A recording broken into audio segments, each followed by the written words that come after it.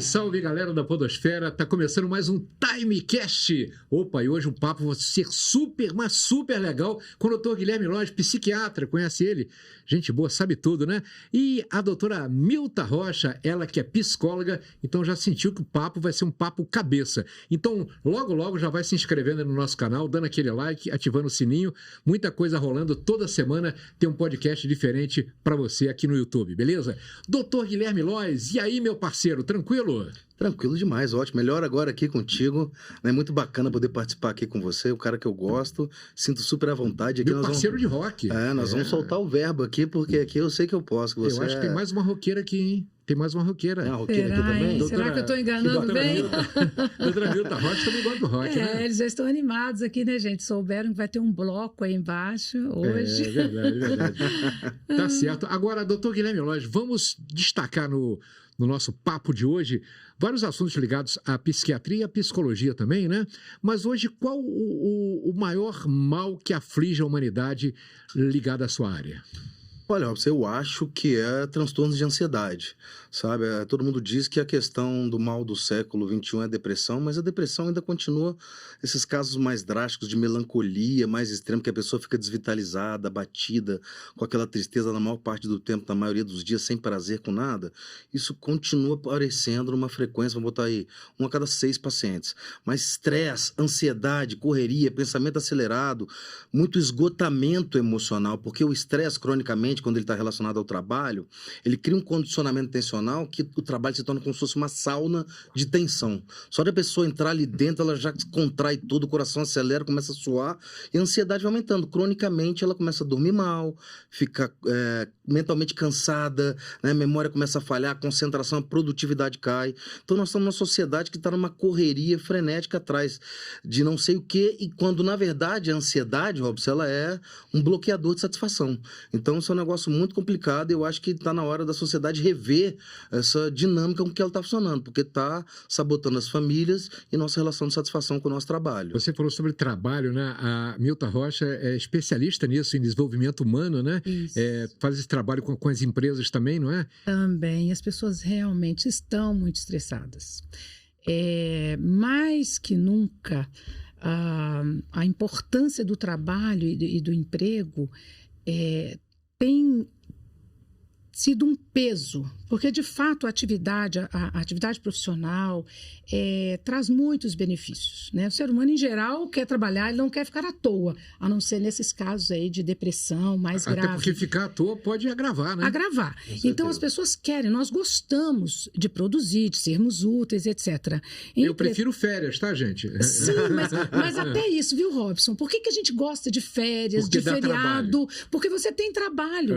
Vejam, aí na pandemia, qual era a tristeza das pessoas? Puxa vida, que saudade eu tenho daquela segunda-feira em que eu achava difícil ir para o trabalho. Então, o trabalho faz bem, é importante, mas o papel que ele tem ocupado e o nível de preocupação que o trabalho, que as atividades laborais têm trazido, tem sido muito grande, tem sido muito pesado, né? Por vários motivos, volume, enfim. E na verdade, esse estresse, a primeira coisa, o doutor Guilherme vai concordar comigo, uma das principais queixas hoje são as dificuldades para dormir e dormir bem, não é não, doutor? Com certeza, 70% e da não população. dorme bem, o que isso vai causar de transtorno no nosso dia seguinte, isso só vai alimentando essa ansiedade. Eu resolvi esse problema na minha vida. Eu dormia mal.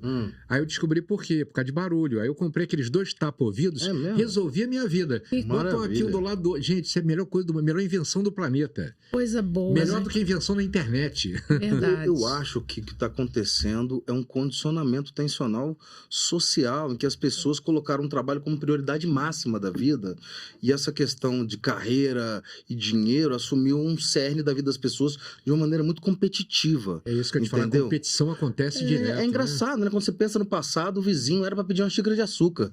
Hoje em dia é para você olhar, muita gente olha o carro dele e vê o que eu... Hoje em dia você toca para pedir a senha do Wi-Fi dele. Para ver se economiza na sua. Exato. Ou nem tem esse relacionamento. Às vezes você vai ver o seu vizinho pelas mídias sociais. Fala, nossa, ele é o cara. Eu moro num prédio, 30 e poucos apartamentos, eu só sei o nome de 2 vizinhos. Olha que coisa. Eu passo cumprimento todo mundo, né? Quando eu cruzo no elevador e tal, mas não frequento a casa de ninguém, ninguém frequenta a minha. A gente não tem mais aquela intimidade como tinha antigamente, né? Antigamente as pessoas moravam em vilas, né? Todo mundo conhecia, todo mundo entrava na casa de um e do outro. Por sinal, não gosto disso, tá? Mas era desse jeito, né? Agora, esse relacionamento cordial, mas mais frio, e isso não é bom para a pessoa? Não é bom, porque o tempo inteiro o ser humano ele tem uma certa arrogância de achar ultra-racional e pré-elaborar tudo e condicionar, criterizar as coisas de uma forma muito consciente. A verdade é que a gente vive um condicionamento inconsciente constante, Robson. Então, a partir do momento que você forma vínculos afetivos, só de você chegar naquele ambiente, você já relaxa. Isso gera um condicionamento positivo, seu cérebro libera ocitocina, dopamina, isso baixa a sua pressão, faz você se sentir melhor, melhora seu sistema imunológico. Ter amigos faz bem. Ter amigos faz bem. Inclusive, os estudos de longevidade mostram que o fator mais importante para ter uma vida longa e saudável são os relacionamentos sociais. É igual eu sempre falava na rádio lá em Itatiaia, quando eu ia lá, era a questão do nós somos índios vestidos, né? Então a gente precisa de tri para sentir forte. Se você imaginar um índio sozinho na floresta, ele é fraco, tenso, temeroso. Um índio numa tribo grande, ele é forte, seguro. Então a nossa biologia ela é evolutiva. A gente veio daí. E aquele papo de antes só do que mal acompanhado? Porque tem vizinho chato. Né? Melhor de ficar lá, você aqui, não é? Isso é verdade, né, gente? A gente, assim, algumas pessoas a gente não escolhe. Então, nós temos que aprender a lidar com essas pessoas. Mas aquele que a gente pode escolher, aí, né, vamos lá. Mas a gente pode escolher com quem vai se envolver, né? Você pode ser cordial com todo mundo, né? Sim. E com quem você vai estreitar a relação, aí sim você vai escolher. Porque esse é muito saudável mesmo, esse contato. Nós somos seres sociais. Né? Somos físicos, sociais, e a gente não pode abrir mão disso, mas é preciso escolher. O problema é que você não acha, doutor Guilherme, que as pessoas estão mais sozinhas, mais solitárias, a despeito de tantos recursos hoje que a gente tem para se aproximar, acabou acontecendo o efeito contrário. A internet aproxima quem está longe e afasta quem está perto. Mas eu acho totalmente isso. Eu acho que é uma grande realidade do mundo moderno, tem que ser combatida. O grande problema é que quanto mais a sociedade fica ansiosa, mais sensível à frustração a gente fica. Exatamente. E o que eu te digo assim, os condicionamentos, Robson, eles são formados não pela realidade, porque a gente tem um simulador e uma imaginação que é capaz de replicar a realidade. Então, se eu vivo 10 situações, 9 positivas, mais uma estressora, eu penso muito mais na estressora, eu transformo esse 10% em 90%. Então é muito interessante. A ansiedade, ela faz isso. Ela amplifica a ruminação tensional e tem muita gente hoje que considera a convivência algo tenso. E a pandemia, como ela trouxe esse fator de associação de risco com a interação humana, a pessoa pode me contaminar, a pessoa pode me trazer uma doença. Eu tenho que me isolar. Nossa. E isso foi muito longo, né? Porque pelas pesquisas de neurociência, com 9 meses, você tem um certo grau de condicionamento consolidado. E você imagina que a gente ficou 2, 3 anos associando convivência com risco de contaminação. Então, tá havendo até um período de certa ressaca. Eu tenho muitos amigos que iam na minha casa 2, 3 vezes por semana, agora para ir uma tá difícil, sabe? Eu tinha um clubezinho do poker com os amigos que juntava lá. Você chama hoje o pessoal... Ainda medo com relação à contaminação? Tensão, desgaste do período e um condicionamento de receio de se expor e desgaste. Porque você soma isso que ela falou do frenesi do trabalho com o desgaste da sensação de risco da pandemia. Tudo isso acumulou um desgaste, inclusive o meu trabalho, que eu te digo assim que de cada 10 pacientes, 7, 8, 9 melhoravam rapidamente, durante a pandemia virou 2, 3 que tem melhora plena. O resto é melhora, piora, porque o ser humano é muito afetivo. E se você isola, você compromete talvez um dos principais fatores de recuperação, que é a recarga afetiva, a convivência, o exercício de confraternização, né? Essa interação social faz parte do processo terapêutico. O remédio vamos dizer assim, é um semeador, né? Agora, quem vai e distribui essas sementes através da convivência é o próprio paciente. O remédio potencializa, mas quem tem que viver é o paciente. Por exemplo, no período da pandemia, vocês continuaram atendendo os dois? Sim. Remotamente, né? Remotamente. Não, até presencialmente, alguns casos de máscara acontecia. Nos primeiros 4 meses, não. Depois, outro caso... Quais eram as maiores queixas? As pessoas demonstravam medo, Milton, para você? Medo? Pavor? Medo de morte, medo de perder alguém querido. Eu tive muito medo. Teve muitas pessoas, assim, pessoas que se isolavam de tal maneira que qualquer objeto, inclusive alimento, que chegasse em casa... Não, e pior, algumas pessoas deixavam, atendi gente assim, em que os objetos, inclusive alimentos que chegavam, tinham que ficar 14 dias no hall de entrada, com álcool, antes de entrar dentro de casa. Eu tinha uma cliente que precisava de atividade, eu mandei uns objetos para ela fazer uma atividade em casa, porque ela não dava conta de ir no presencial. E ainda que a gente atendesse 1 a 1, né, para não ter contato. E ela disse, Milta, eu recebi, mas eu não consigo fazer ainda. Mas o que é isso? Qual o diagnóstico disso? A pessoa fica meio psicótica? O que é? Um medo exacerbado. É uma construção fóbica, né? Isso. A partir do momento que você pensa e imagina o pior, muitas vezes, o seu cérebro automatiza uma descarga de noradrenalina. O condicionamento gera automatização. A noradrenalina gera palpitação, sudorese, aumento de pressão, né, tremores, até confusão mental, sensação de hiperventilação que o cérebro interpreta como falta de ar. São verdadeiras crises de pânico que podem ser desencadeadas por esse quadro fóbico de você pensar demais no pior. Então isso é muito interessante, que você pode viver o pior e ruminar aquilo e se tornar fóbico, ou você pode imaginar o pior e a sua imaginação, através dessa simulação, ela constrói fobia também. Eu acho que isso tem muito a ver com o que ela trouxe. Agora olha que interessante, gente. Algumas pessoas reagem de maneira ruim. Esse medo, porque o medo é importante, né? O medo faz parte, né? Faz parte, é um mecanismo de defesa maravilhoso, como dor, etc. Mas lidam com isso de uma maneira satisfatória, de maneira equilibrada. E outras que, diante disso, sem que tenha perdido efetivamente alguém próximo, etc., mas entra nessa paranoia de um medo exacerbado, né? Então, algumas pessoas têm um equilíbrio emocional melhor, né, para lidar com essas situações mais que outras. Mas olha só, o doutor Guilherme perdeu o pai, né? Vítima da Covid, eu perdi também alguns conhecidos, né? Minha mãe ficou 10 dias na UTI, foi o momento de mais medo da minha vida inteira, sabe? Imagina só, minha mãe com 80 e tantos anos e 10 dias na UTI, perdeu 10 quilos, foi uma coisa realmente terrível.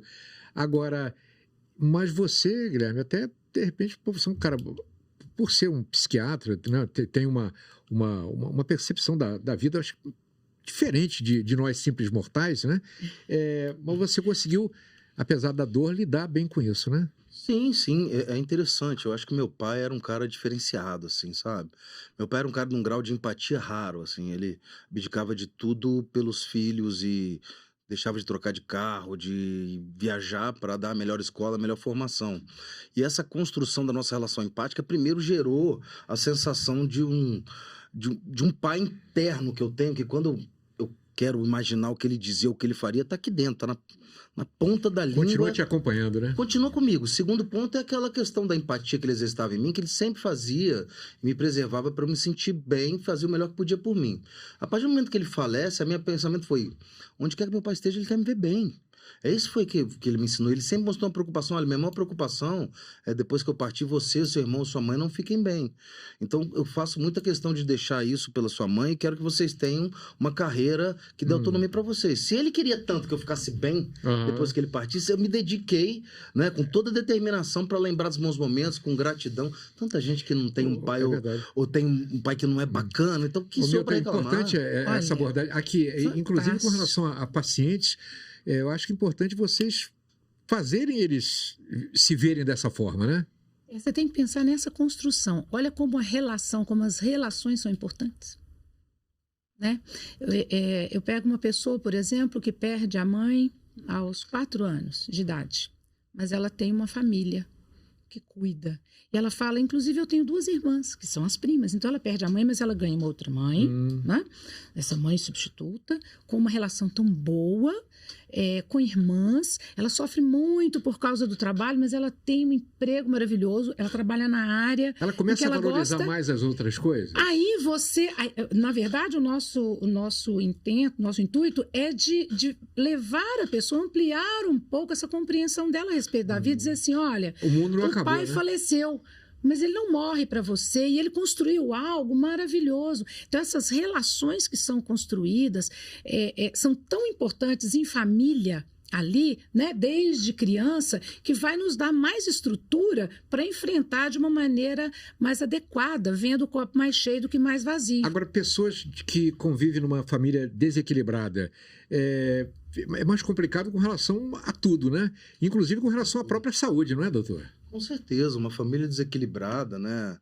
Uma mãe ou um pai emocionalmente instável, um pai alcoólatra, todo esse tipo de Pressores, situação né? abusivas e tóxicas é engraçado. Assim, isso cria uma raiz de interação humana que vai determinar se você olha para o próximo como alguém que vai te fazer bem ou como uma ameaça. Então é interessante, é muito comum que a gente veja pacientes que têm baixa tolerância a estresse, baixa resiliência, como pessoas que de alguma forma conviveram com pais estressores e que quando eles se aproximam do novo, eles temem, já criam um pré-exercício tensional. Então, e ao mesmo tempo, quando formam vínculos, tendem a pensar muito mais no lado negativo da convivência do que no lado positivo. E isso é uma coisa que é condicionada desde a raiz do nascimento. São traumas. Hã? Traumas em algum grau, às vezes não é necessário um trauma tão intenso. Só o convívio repetitivamente estressor, tenso, frio, indiferente, de abandono, ou até... Isso é curioso, né? Tem um paciente, uma personalidade borderline. E é uma personalidade emocionalmente instável, que ela tem uma cisma de rejeição enorme. Então ela ama intensamente, mas qualquer sinal de que ela foi criticada, ou diminuída, ou preterida, ela odeia. E é engraçado, quando você vai investigar as famílias, você vê famílias de tudo quanto é tipo. Não são famílias péssimas, desestruturadas. O que você vê, na verdade, é a interpretação desse paciente. Ele sempre se interpretou como rejeitado. E aí você vai conversar com os pais, não, doutor, a gente sempre fez o melhor que pôde. E mesmo assim ele se sente rejeitado. Mesmo assim ele se sente rejeitado. E esse exercício repetitivo se torna uma automatização. Então na cabeça dele, né? Aquela história, uma mentira repetida 1000 vezes vira uma verdade. E tem jeito, Eles doutor? acreditam nisso. Tem jeito? Tem jeito, porque, na verdade, é exatamente o que o doutor Guilherme falou. Não é o ato em si, o acontecido, é a forma como se registrou aquele ato. Então, por exemplo, é claro que as famílias mais desestruturadas têm maior chance de criar filhos desestruturados, não é verdade? Com certeza. Mas a gente recebe pais que falam assim, puxa vida, mas eu fiz tudo melhor, onde foi que eu errei? Primeiro, não se trata de onde foi que errou. E segundo, eu digo assim, graças a Deus que você errou.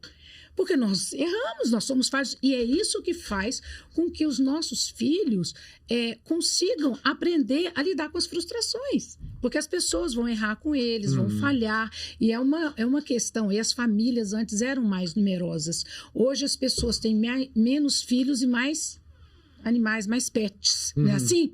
Então, se tem mais tempo para ficar, embora com a falta de tempo, mas é mais fácil você dar atenção para 1, para 2 do que para 10 filhos, como era antigamente. Então, mais protegidos, muitas vezes esses jovens serão jovens mais frágeis, mais fracos. E aí, os borderlines... Então, proteção demais faz mal. Faz mal, da mesma forma que abandono, né, faz mal. Todos os extremos são tóxicos. Agora, tem engraçado, uma coisa muito interessante que eu estava analisando outro dia, sabe, é que quando você constrói um sistema de trabalho em que você dá uma licença maternidade de 4 a 6 meses, você gera um déficit estrutural afetivo muito grande. Isso é um negócio que eu tenho analisado e que tenho visto cada vez mais. Porque, Robson, existe, na verdade, assim, um período do desenvolvimento neurológico infantil de 6 a 9 meses que chama-se fase da angústia da separação. Essa fase, o neném identifica o corpo dele e a mãe como outro indivíduo. E se você separa ele da mãe, ele chora intensamente. Porque ele tem a mãe como referência de carinho, de alimento, né, de suporte, de proteção. Então, quando ele reconhece esse mundo e essa diferenciação individual, ele fica muito vulnerável. E se você cria um sistema de trabalho onde as mães voltam a trabalhar e essa criança vive essa angústia da separação continuamente de 6 a 9 meses, você tem a construção de uma personalidade que teme e que sofre demais com qualquer forma de abandono, de rejeição. Mas qual é a solução para isso? A solução seria, talvez, quem sabe, ou você aumentar o tempo de licença maternidade, né? Ou você criar uma estrutura de acolhimento meio que coletivo, em que você cria maternidades que deem suporte e vínculo desde novinho com a criança, assim como as tribos. Esse mundo moderno onde a mãe é responsável por criar um filho sozinha é muito pesado, porque ela tem que cuidar da casa, trabalhar, cuidar da família. E Como é que ela faz para ficar o tempo inteiro com o filho? Algumas empresas permitem que leve a criança, né? Sim, Pois o que é não outra opção. Isso.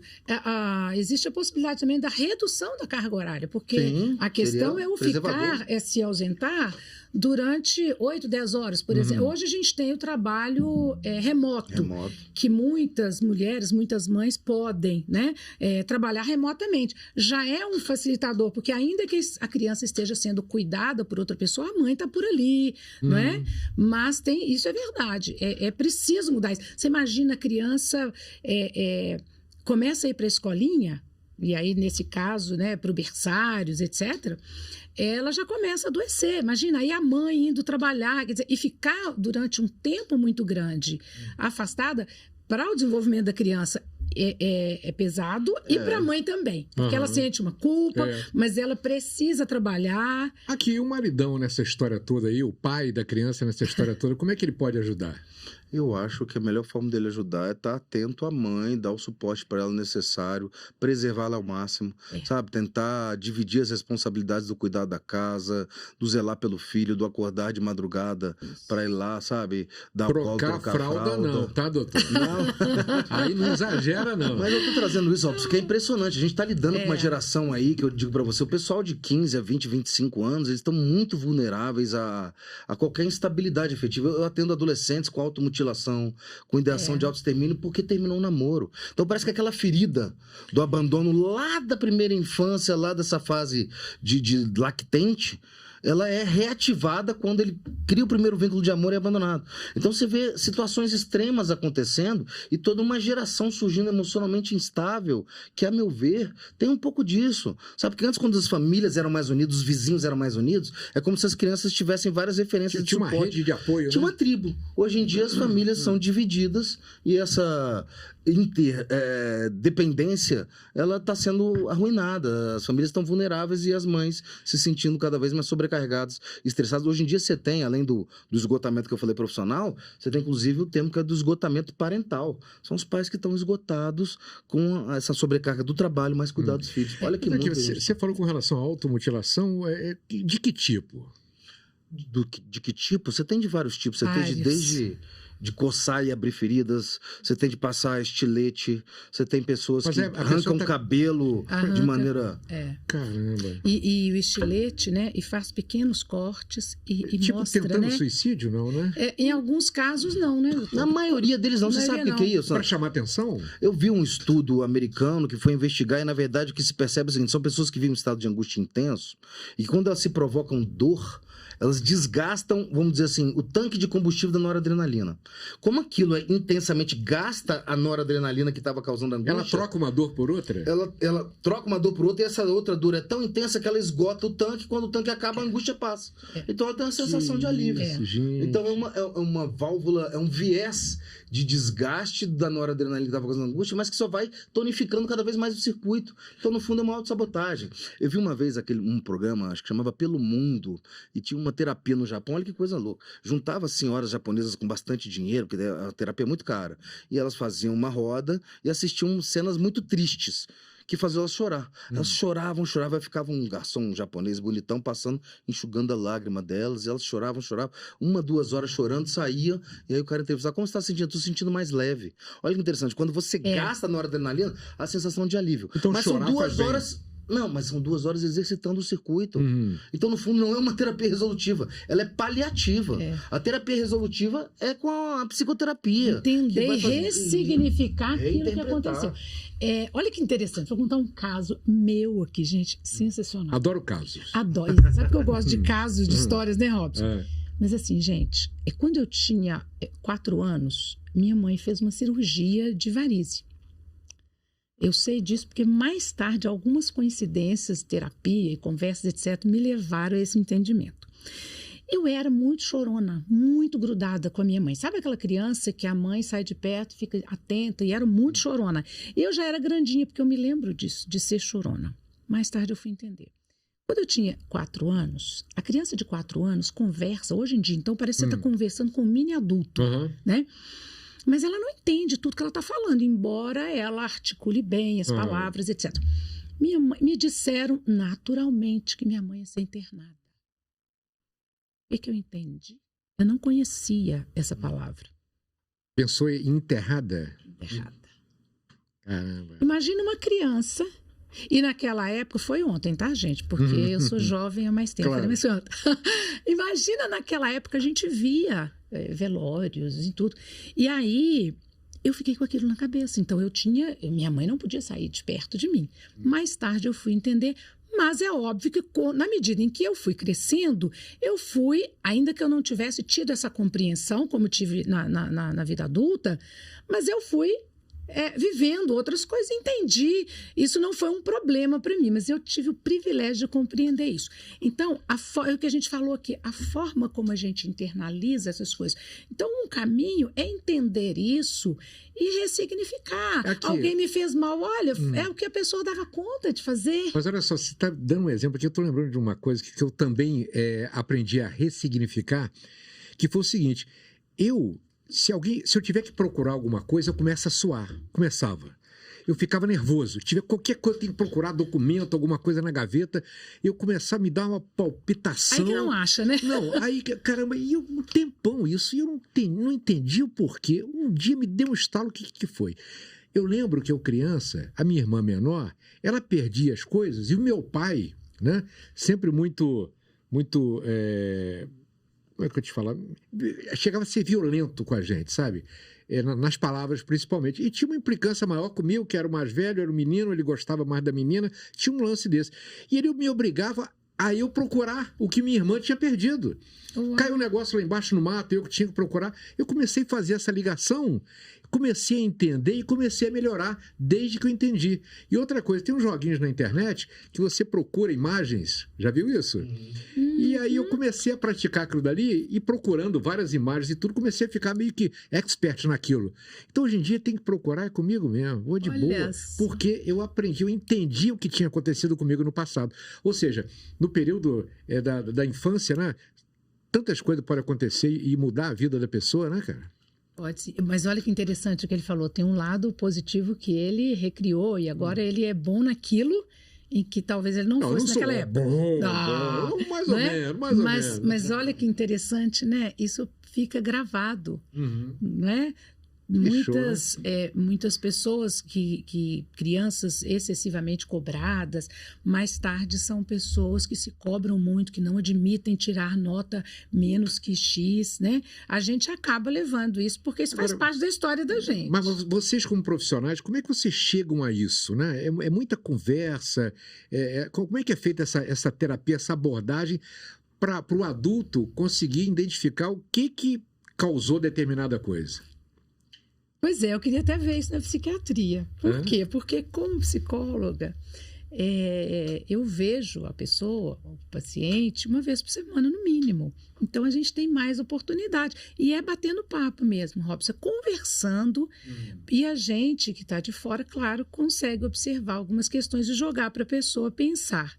Né? No caso da psiquiatria, eu acho um trabalho maravilhoso, essencial, é uma parceria que a gente tem que ter. É isso que eu ia falar, essa parceria é importante, não tem? Né, doutor? É essencial. A psicóloga pode pedir para ser consultada com psiquiatra e vice-versa, né? Não, você, o paciente, chegou lá para você e falou assim, olha, sim, preciso de uma parceria aqui com o psiquiatra, indicar o psiquiatra e vice-versa. Às vezes a gente é que indica, falou, olha, você me procurou, nós vamos tratar a raiz aqui. Mas nesse momento, às vezes a pessoa está numa crise e precisa de uma medicação. Então, e as parcerias são muito importantes, sabe? A gente precisa confiar nas pessoas, não é? Para quem a gente está indicando. E aí a medicação vai ajudar a pessoa naquele momento e ela vai tratar aquele momento específico e a gente vai trabalhar a raiz. Doutor Guilherme Lois, e o câncer da alma, a depressão? Houve uma evolução na psiquiatria, no tratamento da depressão? Com certeza houve. Eu acho que antigamente a abordagem ela era quase de contenção, de sedação, né? Até hoje em hospitais psiquiátricos usa-se muito o termo sonoterapia. Então você desligava aquela mente para ela se afastar. Sonoterapia? Mas não tem a ver com dormir, ou tem? Sim, Sim. medicamentos que causam sedação por longo tempo, para ver se você enfraquece esse circuito da angústia, da culpa ou da tristeza, você desarma, desativa ele. Essa desativação. Eu penso sempre na psiquiatria como uma neurofisioterapia. Se você está deprimido é porque você exercitou o seu neurocircuito da tristeza por tanto tempo que ele hiperativou ou automatizou. Algo grave está acontecendo ali. Se a depressão é muito grave, ele está automatizado. E aí você desliga. Antigamente se fazia muito isso. Hoje em dia você tem remédios que eles conseguem reequilibrar o funcionamento cerebral no sentido de você se encaixar na vida procurando atividades que te fazem bem. A serotonina, por exemplo, que as pessoas associam muito como neurotransmissor da felicidade, né, da alegria, não tem nada a ver. Ela é um fluidificante mental. Eu costumo dizer muito assim, transtornos mentais, eles têm muito a ver com... Imagina uma rede de pescador e que você tem um caranguejo pendurado no nó daquela rede. Se você olha de longe, você só enxerga aquele caranguejo. Quando você dá serotonina para esse paciente, é como se você estivesse colocando vários penduricalhos nessa rede. A partir daquele momento, ele não consegue olhar só para aquele caranguejo, ele olha para o todo. E aí a gente vai dar esse aporte serotoninético, que ele fertiliza e encaminha para a terapia, para ela semear reinterpretações, propostas de atividade, compreender, superar perdas, encontrar novos caminhos de exercício e de vislumbração da vida. Então, esse é o grande conjunto, né? É um processo longitudinal, mas que precisa dessa união. Você fertiliza e potencializa os circuitos, você regula os circuitos automatizados patológicos e exercita os circuitos saudáveis. E aí, com acompanhamento da terapia... Exercita e alimenta, né? Assim como a gente alimenta o corpo, nós temos que alimentar o nosso cérebro e a nossa mente. Então, de boas leituras, de bons conteúdos, etc. E vai tirando a gente daquele circuito. Por exemplo, a pessoa para chegar num quadro de depressão, então é uma construção para chegar a esse ponto, ou pode ser de uma hora para outra? A pessoa, de repente, sei lá, ela pode entrar num quadro, ela tá de boa, a vida tá legal, tá bacana, na profissão, relacionamento, e sei lá, de um dia para o outro, de uma semana para outra, ela entra num quadro grave de depressão. Pode acontecer? Cada caso é um caso. Existem casos genéticos, e o que o caso genético faz? É que ela se torne muito vulnerável. Então, por exemplo, vamos dizer que para você você precisa viver 100 situações tristes para você entrar em depressão. E uma pessoa que tem menos, vulnerabilidade genética, com 1, 2, 3, 6 situações tristes, ela já entra em depressão. Então isso vai variar de caso para caso. E se você pega uma criança no período da construção da neuroplasticidade raiz dela, em que as memórias afetivas são muito marcantes, se você exercita circuitos de culpa, de tristeza, né, de diminuir a autoestima dela, desvalorizar, criticar duramente ela pode ter uma genética resistente, mas você vai ativando circuitos de vulnerabilidade nela. Então, quando ela cresce, ela também vai ter depressão de maneira mais fácil, vamos dizer assim, ela tem mais tendência, ela é mais propícia a entrar em depressão, ela tem menos resiliência, menos resistência emocional. Agora, a pessoa em quadro de depressão, somente a parte psicológica pode levar ela a melhorar a cura, ou precisa de um tratamento em conjunto, ou um tratamento mais psiquiátrico do que psicológico? É um conjunto. Cada dia mais a gente tem trabalhado com a ideia, né, da pessoa de forma integral, não é, doutor Guilherme? Então, por exemplo... Com certeza. Precisa de mais algum especialista ou só... Não, pode ser, por exemplo, que a pessoa esteja com alguma deficiência de algum tipo de vitamina. A deficiência de vitamina pode levar à depressão? Pode levar. Você sabe o que eu acho, Robson? Eu acho interessante a sua pergunta, porque ela traz uma coisa, Milton, que eu penso assim...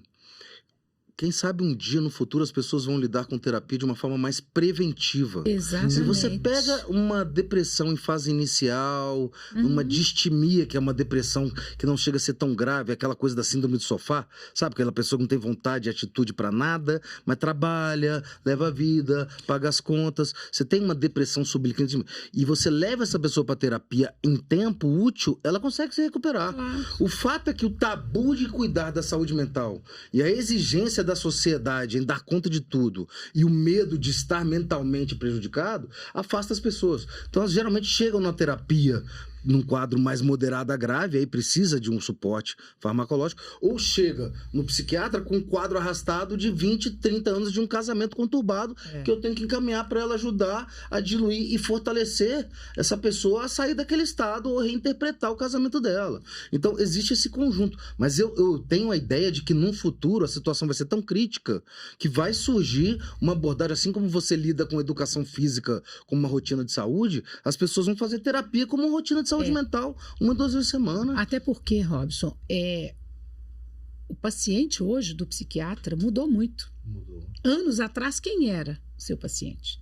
Eram umas pessoas com distúrbios mais graves, distúrbios psiquiátricos. Hoje, mais graves do que hoje? Sim, hoje são as pessoas normais, somos nós. Ah, tá. Entendi. Somos nós, por causa dos estresses. Mas aqui eles também existem, né? Sim, mas hoje o número é muito maior. A gente vê isso tanto no consultório, no nosso consultório, na psicologia, na clínica, quanto na psiquiatria. São pessoas normais. Estão com dificuldade de dormir, pessoas que comem demais, que comem de menos, pessoas que estão trazendo já sintomas para o corpo. E como você disse, a depressão, a crise de ansiedade, enfim, aparece da noite para o dia? Pode ser que apareça para o outro, mas já vem sofrimento ali de um tempo. Silenciosamente.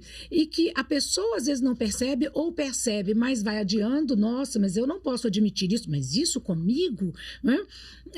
Até está na moda hoje o psiquiatra, o psicólogo, mas ainda assim existem preconceitos e dificuldades de diagnosticar. Essa pessoa não sabe identificar o que ela fala. Eu conheço uma pessoa que eu falei para ir no psiquiatra e falei assim, eu não estou maluca. Na realidade não era isso, né? Exatamente. Agora, então, é difícil também de diagnosticar. Então, assim, num primeiro sinal, é pedir ajuda, porque nós não somos super-heróis, nós não somos somente profissionais, nós exercemos vários papéis na nossa vida e a gente tem que procurar um equilíbrio. Agora aqui, a depressão pode levar à morte? Com certeza, de diversas maneiras. Né? A primeira coisa que se pensa quando você fala disso é de suicídio. E realmente a depressão, Robson, ela gera um enfraquecimento do neurocircuito do prazer, em que a vida vira uma série de fracassos sem a menor satisfação. E às vezes nem tem fracassos, né? A pessoa que interpreta dessa forma. Ela interpreta dessa forma e ela não desfruta as conquistas dela mais, e ela se vê sem valor, sem perspectiva de futuro, ela se vê como um peso para a família, como um grande fracasso. E nessa vida que é uma série de tarefas e fracassos, ela perde o sentido do viver. Né? A grande questão é que a depressão é esse cenário de enfraquecimento do circuito do prazer com uma ênfase de culpa, de desvalia, e aí pode realmente gerar uma perspectiva. Se for para sofrer a vida inteira, eu preciso morrer. Quando, na verdade, é a mesma coisa você dizer que uma criança que está com pneumonia forte, uma febre muito alta, ela tem que ser, né, jogada da janela do hospital. Não, se você trata aquela criança, ela recupera. Se você trata a depressão, ela recupera. Isso é cientificamente ultra comprovado. Agora, tem outras formas também. A depressão crônica, ela pode gerar uma perda de apetite, que a pessoa pode entrar numa anorexia e entrar em inanição, desnutrição.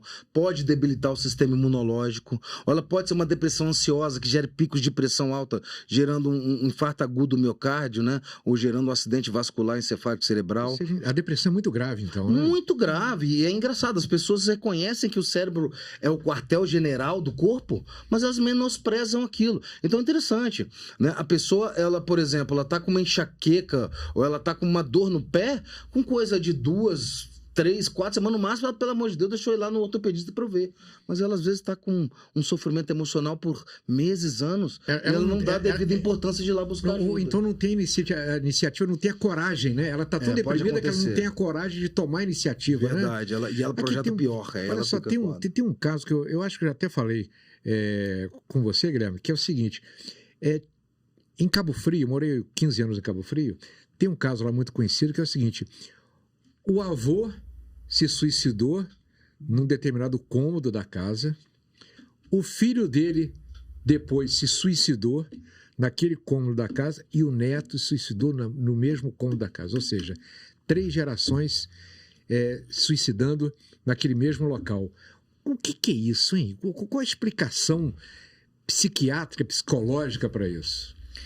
O suicídio é um dos fatores de morte que mais machuca o ser humano, porque ele deixa uma série de perguntas. O luto relacionado a uma perda, né, por suicídio, é maior. Não foi algo inesperado, né, que aconteceu, mas a pessoa decide, vamos colocar aí entre aspas, se é que ela está em condição realmente de tomar essa decisão, mas de tirar a própria vida. Então é muito doloroso. E a forma como este fato, esse caso vai sendo falado na família conta muito. E muitas vai vezes alimentando assim, isso aí por um período. Olha, tem uma série de coisas. Primeiro é um monstro. Nossa, não se pode falar no assunto. Nossa, mas fulano. E tem outras coisas assim, nossa, mas fulano era tão querido, era tão amado, era tão maravilhoso, porque parece que é preciso dizer isso de uma forma ainda maior quando se trata de suicídio. Então fica uma coisa assim, aquela pessoa, e fica meio que aquela sombra. E muitas vezes aquele lugar, né, fica marcado. Fica assim, nossa. Nesse caso, né? Ninguém pode entrar naquele quarto, ou então mantém as coisas mais ou menos do jeito. Ou ninguém quer tocar no assunto. Isso. E assim, o que acontece, a gente costuma repetir padrão de comportamento familiar. Era bom que a gente repetisse só as coisas boas. Só as coisas boas, mas a gente repete, infelizmente. Repete, e é interessante, tem um ditado judeu que ele diz assim, cuidado com as suas palavras, pois elas viram ações. Cuidado com suas ações, pois elas se tornam hábitos. Cuidado com seus hábitos, pois eles se tornam o seu caráter. E cuidado com o seu caráter, porque ele se torna o seu destino. Então é interessante, a partir do momento que você introjeta na cabeça de uma criança o trauma da perda de um pai, e esse pensamento vai sendo ciclado e repetitivo, e se há uma vulnerabilidade genética para entrar em depressão, esse neurocircuito dessa perda e desse método de morte, ele pode ser tão hiperativado pelo trauma, que na hora que a pessoa entra numa depressão grave, futura, esse pensamento vem à tona e pode ativar um impulso de repetir. Então o ser humano tem muito disso, é o condicionamento, é a replicação. Igual ela falou que as crianças são adultozinhos hoje por imitação. E às vezes a gente imita e se condiciona coisas que a gente nem percebe. Mas isso acontece de alguma forma. É por isso que eu acho muito importante a gente não menosprezar. Tem muita gente que diz assim, fulana toda hora diz que vai se matar e não faz nada. Falou, não faz, né? Teve uma vez que eu escutei na rádio, o cara falando assim, olha, se uma mulher falar pra mim que ela vai se matar, eu vou lá e compro a corda pra ela. Isso é extremamente perigoso, porque você nunca sabe o quanto que uma frase dita de maneira impulsiva e que ela vai sendo repetida, em que momento que ela pode se tornar um ato, né? Porque aquilo é um pedido de socorro, né? E não deixa de ser um sinal de desequilíbrio. Exatamente. Uma pessoa que está falando isso, ela perdeu a crítica de como abordar o outro. Ela está perdida, ela está pedindo socorro, assim como a Milta disse. Vamos falar um pouquinho no trabalho da gente. A gente estava falando no princípio aqui sobre a importância do trabalho, como até para as férias, né? Pô, você tem que ter um trabalho para poder chegar ao ponto das férias, né? A não ser que você ganhe na Mega Sena e talvez até o milionário sinta falta de trabalhar. Mas e quando não está legal no trabalho, a síndrome de burnout, tem cura, tem tratamento? O doutor Guilherme já abordou isso tantas vezes, não é, doutor? Eu acho que é o caso que eu mais atendo. Se hoje eu me declaro especialista em algo, é na síndrome de burnout. A síndrome de burnout, óbvio, é um mal da modernidade, sabe? Assim, tem um documentário no Netflix que chama Queda Livre, que mostra a transição da Boeing quando ela se fundiu uma empresa financeira e de uma empresa onde havia um presidente que tinha um contato quase que familiar com a equipe, se tornou uma empresa extremamente exigente, com metas, com tarefas, demitiu parte dos funcionários, né? Então, esse mundo moderno onde você tem acesso a muitos dados, criou-se o mito de que se eu oprimir, maltratar, ameaçar, intimidar meus funcionários, eles vão produzir mais. E a curto e médio prazo isso pode realmente acontecer, e você observa isso nos dados. Mas a médio e longo prazo, você tem um condicionamento tensional dessa equipe, essa equipe se torna frágil, consumida, perde a motivação, o entusiasmo, e a médio e longo prazo essa empresa começa a ruir, né? A desmoronar. Então é interessante, a gente está vivendo essa fase, que eu acho que começou antes nos Estados Unidos. Você que gosta de rock, você conhece aquela música do Queen que chama Under Pressure? Se você escutar aquela música e traduzir a letra, você vê que ela fala as famílias se arruinando, prédios desmoronando, desmoronando porque as pessoas estavam vivendo sob pressão. E o Brasil começou aí na década de 90 a viver esse ritmo. Não tem mais encontrar na pracinha 5, 6 horas da tarde para botar os filhos para brincar. Não tem mais encontro de vizinhos. Tem uma sociedade trabalhando freneticamente, correndo atrás de crescimento econômico, só que a corrida, ela automatiza a ansiedade. Igual eu falo com você, a ansiedade não brocha o cara na cama. Se você corre e alcança o sucesso com a sua ansiedade automatizada, você vai brochar na hora que você chegar lá. Você vai brochar nas confraternizações, nos eventos sociais, na hora de lazer. E você não curte nem aquilo que você conquista. Então, é muito doutor, interessante. muito vai brochar na hora da produção. O que as empresas mais Verdade. querem? Produtividade. Domênico De Masi, já devem ter lido, o livro mais famoso dele, O Ócio Criativo, um italiano, fantástico, né? Domênico De Masi. E ele fala nesse livro, nos momentos de ócio, inclusive nas nossas férias, nos nossos recessos, finais de semana, são momentos de grande probabilidade de criação. Então, o que significa? O banheiro que o diga. O banheiro que o melhor diga. lugar para você criar, Sim, é lá ter que boas você pode... ideias, né? E olha, se você não for interrompido lá, ou não ficar no celular lá também, porque a sua mente, qual que é a questão do Não ócio? leve o celular para o banheiro para poder ser criativo. Isso, pode ter... Você pode ter... Eu acho que eu não sobrevivo. Você pode ter sem ideias celular no maravilhosas. banheiro. As pessoas hoje pensam isso, né? Nossa, eu não estou sem o celular, parece que eu estou nua. Mas Domênico De Masi fala muito sobre isso. No momento em que a gente está com a cabeça mais leve, é onde a gente vai produzir mais. Então, eu preciso ter tempo de ócio, eu preciso ter tempo de descanso, eu preciso ter folga. Bom, mas essas empresas de tecnologia aí, elas investem muito nisso, né?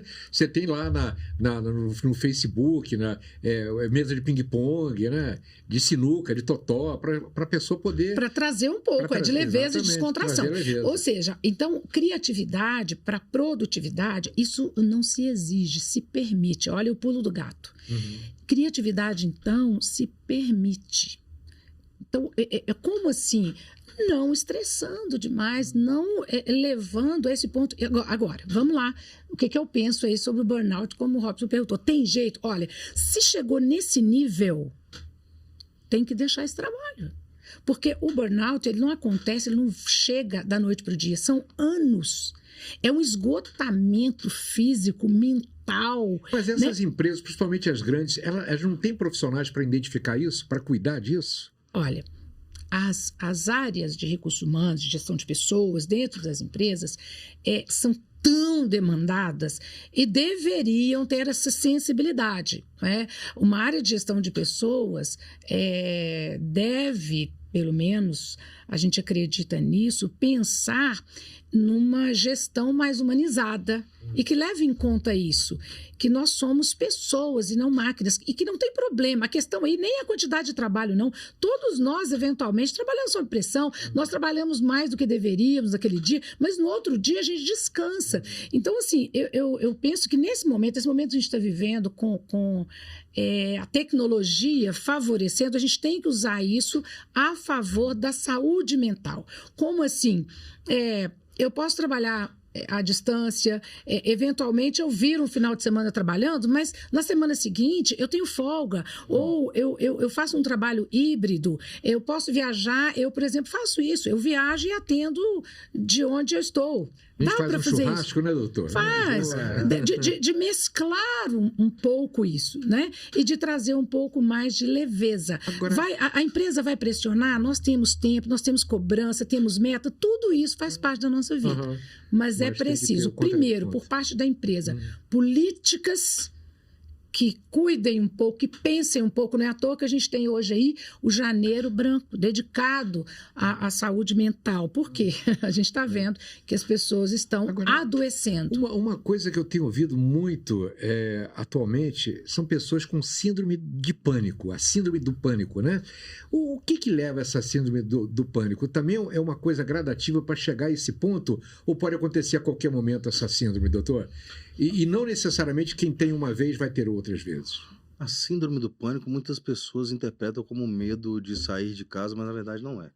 A síndrome do pânico, tecnicamente... Pode acontecer dentro de casa também?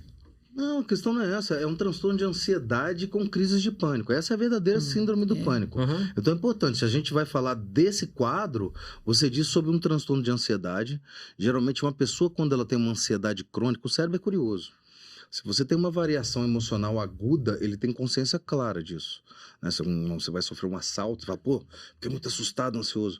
Mas se você vai sofrendo um exercício de ansiedade prolongado e crônico, você não tem a consciência disso. E o seu cérebro vai armando. Ele entra em estado de alerta, ele entra em desgaste, ele entra em desequilíbrio, até que ele começa a ter reações de fuga ou luta desorganizadas. Aí você tem uma descarga de noradrenalina que ativa o sistema nervoso autônomo simpático, que causa exatamente palpitação, tremores, sudorese, hiperventilação, que o cérebro interpreta como falta de ar, né? Dor no peito, confusão mental, tontura, sentimento de desconexão com a realidade.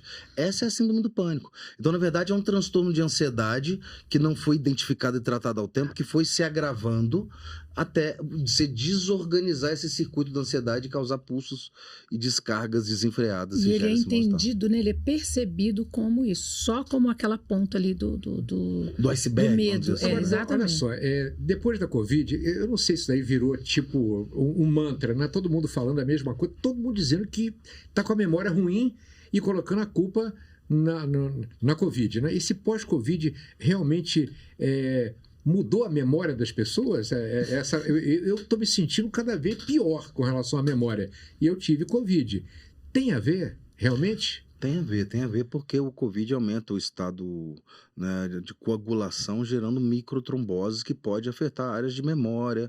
Mas eu te digo assim, eu acho que a sociedade está vivendo um grande burnout pós-pandemia, um burnout sanitário, e que as pessoas estão muito ansiosas ainda e que vai demorar aí 6 meses, 1 ano, 2 anos, até 3 anos. Não foram 3 anos de desgaste, exercício tensional?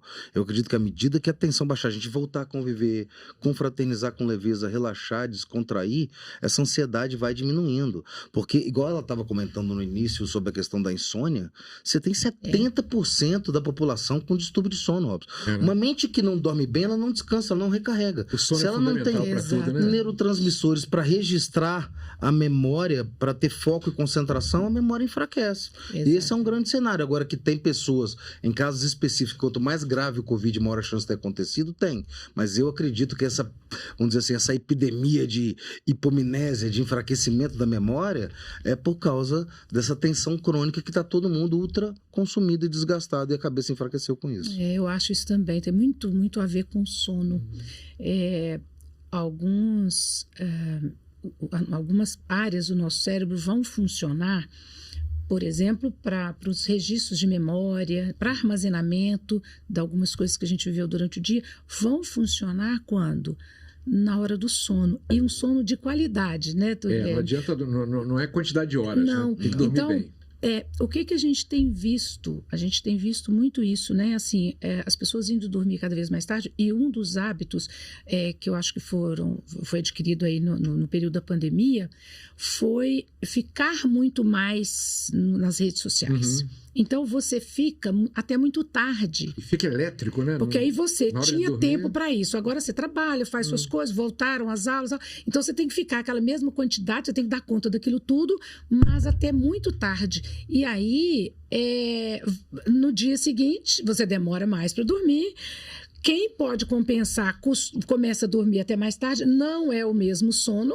Uhum. Né? Se a gente prestar atenção aí no horário de pico da produção de melatonina, etc., não é o mesmo sono e começa a compensar. Daí a pouco está trocando dia pela noite. Agora, só para encerrar o nosso papo, doutor, com relação ao Alzheimer, eu lembro, sei lá, comecei a ouvir falar sobre Alzheimer que uns 10 anos, 15 anos para cá, né?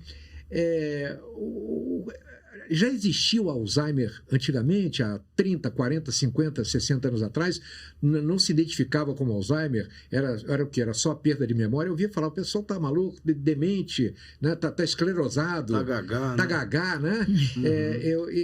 Ou nesse período o Alzheimer está aumentando os casos de Alzheimer mesmo. O que leva a isso? A ciência já tem explicação para isso, doutor?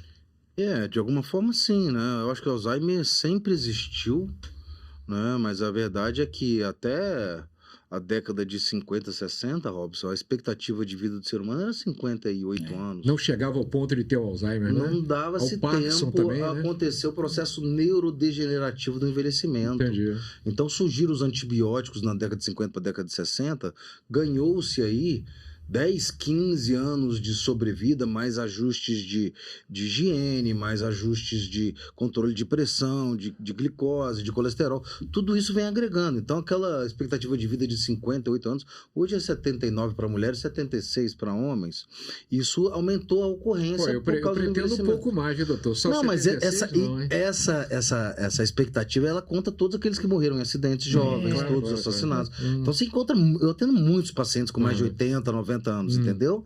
Então é muito importante que as pessoas saibam que o Alzheimer, ele já existia e que agora está sendo mais identificado. Então, e que se a partir do momento que você tem essa capacidade, que busquem ajuda. E isso só vai trazer um prolongamento da qualidade de vida do paciente. Poxa vida. Galera, vocês que estão curtindo o nosso Timecast, se inscrevam aí, dá uma moral pra gente, dá aquele joinha, ative também o sininho. Toda semana tem um podcast diferente e hoje esse papo super, super legal com dois especialistas, Dr. Guilherme Lois, psiquiatra, e a doutora Milta Rocha, ela que é desenvolvedora de... Como é que fala, doutor? Especialista em desenvolvimento humano, não é isso? Desenvolvimento humano, é isso. Seria o quê? Desenvolvedora ou... Tá lá. Psicóloga. Eu estou tentando arrumar um termo aqui, né? Psicóloga, resumindo, né? Isso. Valeu, gente. Obrigado, tá? Obrigada, Valeu Robson. mesmo. Prazer enorme estar aqui com você, com o doutor Guilherme. Valeu. Bacana, valeu. Valeu, gente. Até a próxima, hein?